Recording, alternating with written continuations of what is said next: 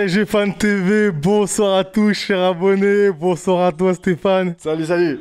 Un résultat à Berlin ce soir, c'était attendu ou pas? Alors, franchement, je vais t'avouer un truc, c'est quand j'ai vu la compo, j'ai fait mon Dieu. Je me suis dit, waouh, c'est chaud quand même parce que malgré tout, on joue quand même un Bayern, hein, faut pas négliger. Là, c'est bien parce qu'on connaît le score. Mais avant le match, on connaissait pas le score. Et c'est vrai que franchement, je t'avouerai, c'est une palissade que je viens faire, mais malgré tout, ça paraît logique peut-être pour certains, j'en sais rien. Peut-être il y en a qui vont dire c'est de la chatte, j'en sais rien. Mais en tout cas, avant le match, moi, j'étais pas super serein. Pas comme avec le Barça où je me suis dit, bon, ça va. Le Barça, je suis plus serein quand même. Mais là où j'étais confiant. Mais là, aujourd'hui, je me suis dit, ouais, je sais pas. Franchement, je sais pas. Le Paris Saint-Germain s'est donc imposé ce soir. Qu'as-tu pensé du 4-2-3-1 de Pochettino ce soir? Et j'aimerais avoir une petite loupe de ta part sur Colin Dagba, donc le Titi parisien qui était sur le côté droit en tant que latéral. Qu'en as-tu pensé? Le petit s'est battu quand même, hein. Ça s'est vu, il a rien lâché. Pourtant, il a un client hein, de son côté là. Il a un vrai client. Et on l'a vu même en finale l'année dernière. C'est lui qui nous fait mal. Hein. C'est lui qui crée des percussions et tout. Là aujourd'hui, il a tenté de faire ses percussions. C'est vrai que ça a été parfois à la limite. Mais franchement, le petit ancien Titi, encore une fois. Ouais, ancien Titi, bah ouais, c'est ça. Hein. Et là, franchement, j'avoue que Colin, franchement, il a fait son match. Il s'est battu comme un lion.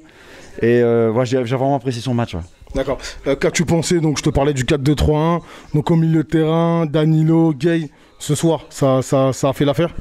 Ça fait grave l'affaire. Hein. Ça fait grave l'affaire. On pensait qu'ils allaient se faire bouffer par ce milieu bavarois. Mais en fin de compte, on a vu que malgré tout, ils étaient là. Alors, c'est vrai qu'on subit quand même. Hein. Il ne faut pas le négliger. Il y en a qui vont commencer à dire oui, mais non, voilà, vous avez de la chatte, vas-y, vous avez subi. Oui, on a subi. Par contre, c'est ce que j'ai dit tout à l'heure. Le roseau plie, mais ne se rompt pas. C'est-à-dire qu'aujourd'hui, oui, on a fait le dos rond. Ça a glissé. On mène 2-0. On prend l'égalisation de 2. Mais c'est pas pour ça qu'on a lâché le match. Et on est parti chercher le 3e but à l'extérieur, là-bas chez eux. Voilà. Maintenant, il y a le match retour. Et si on déconne pas sur notre match retour, franchement, ça y est, c'est bon. Normalement, c'est bon. Je vais pas m'avancer. Mais si on doit faire des calculs et franchement, si on maîtrise notre match en retour, je vois pas pourquoi, tu vois, ça passerait pas. On va terminer sur ce tandem de feu. Neymar, je vois ce que tu vas dire, hein. Kylian Mbappé ce soir, décisif, le tandem incroyable, souvent critiqué hein, ces deux joueurs parce qu'on attend énormément d'eux, mais ils sont très souvent au rendez-vous là ces derniers temps et même j'ai envie de dire assez souvent. Oui, bon après c'est vrai que Neymar sort d'une période où on l'a pas beaucoup vu, forcément il était blessé, mais j'avoue qu'aujourd'hui franchement il fait plaisir, 2 passes D. C'est dans ces matchs-là qu'on attend ces joueurs.